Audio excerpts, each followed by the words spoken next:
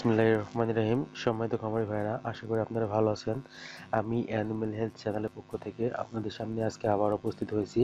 আজকে একটি রোগ নিয়ে কথা বলবো। রোগটি মূলত হাঁসের রোগ। আর আজকে যে রোগটি নিয়ে কথা বলবো, এই রোগটি মূলত খুবই ভাইরাল একটি রোগ।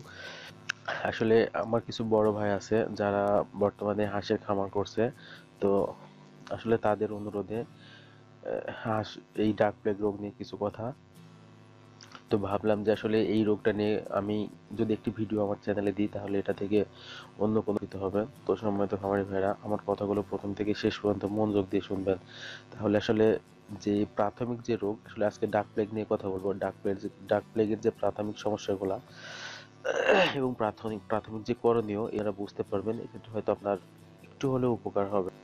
তো আশা করবো যে আপনারা ভিডিওটি দেখার পর একটি লাইক দিবেন, কমেন্ট করবেন, আর ভিডিওটি অন্যদের মাঝে শেয়ার করার চেষ্টা করবেন, যেন এটা দেখে অন্য কোনো খামারি ভাই অথবা আমার বন্ধু উপকৃত হয়। তাহলে দেশের টোটাল খামার সেক্টরটা এগিয়ে যাবে এবং সকলের নজর থাকবে এদিকে। তো সম্মানিত খামারি ভাইরা, আজকে যে রোগটা নিয়ে কথা বলবো, এই রোগ সম্বন্ধে আমি কিছু তথ্য আপনাদের জন্য সংগ্রহ করেছি, যে একটু বুঝিয়ে বলবো এই আর কি।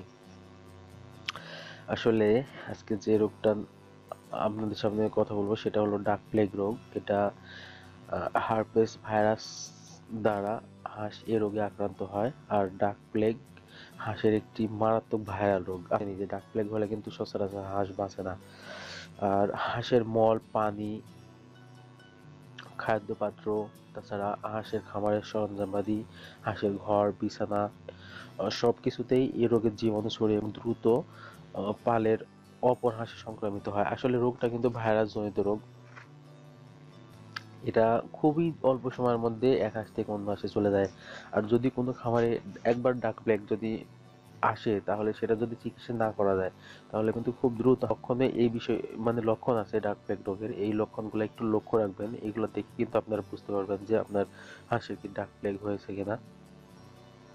হঠাৎ করেই আক্রান্ত হয়ে অধিক হারে মৃত্যু হবে হাঁসের। তাছাড়া অত্যাধিক পানি পিপাসা থাকবে।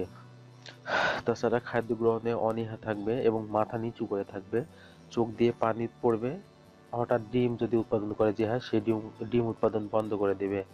আর কখনো কখনো পায়ে অবশতা দেখা যায়, অর্থাৎ প্যারালাইসিস যে আমরা বলি যে আমার হাঁসের প্যারালাইসিস হয়েছে, এই বিষয়টা আর কি। সময় শ্বাসকষ্ট দেখা দিবে, নাক মুখ দিয়ে তরল পদার্থ বের হতে পারে।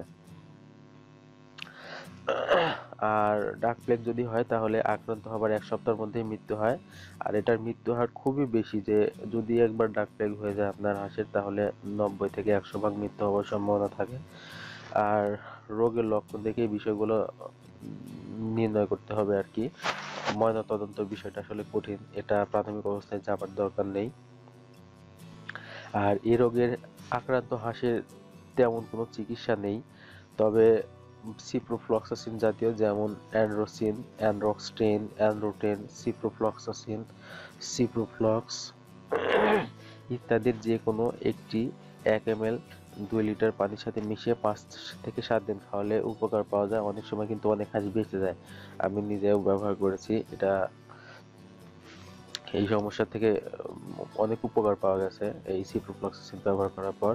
তো আপনারা এটি ট্রাই করে দেখতে পারেন যদি কোনো হাঁসের অসুবিধা হয়। আর প্রতিদিন নিয়মিতভাবে ডাক প্লেগের টিকা দিতে হবে, ডাক প্লেগের যে ভ্যাকসিন আছে সেটা প্রয়োগ করতে হবে। এটাই একমাত্র সমাধান। যদি আপনি 100% নিরাপদে থাকতে চান তাহলে অবশ্যই ডাক প্লেগের টিকা দিবেন। এটা একমাত্র সমাধান আপনাদের জন্য। তো আর বেশি কিছু তথ্য নেই যে আর এখন বলার মতো। তবে যদি কারো কোনো প্রশ্ন থাকে, কেউ যদি বুঝতে না পারেন, তাহলে অবশ্যই আমার কমেন্ট বক্সে কমেন্ট করবেন, সেখানে আমি আপনাদেরকে বুঝিয়ে বলার চেষ্টা করব। তো ভিডিওটি দেখার পরে অবশ্যই একটি লাইক দিবেন, কমেন্ট করবেন এবং ভিডিওটি শেয়ার করার চেষ্টা করবেন। আর আপনাদের খামারের জন্য শুভকামনা জানিয়ে এবং আপনাদের সুস্বাস্থ্য কামনা করে এখানে রাখছি। ভালো থাকবেন আপনারা। আল্লাহ হাফেজ।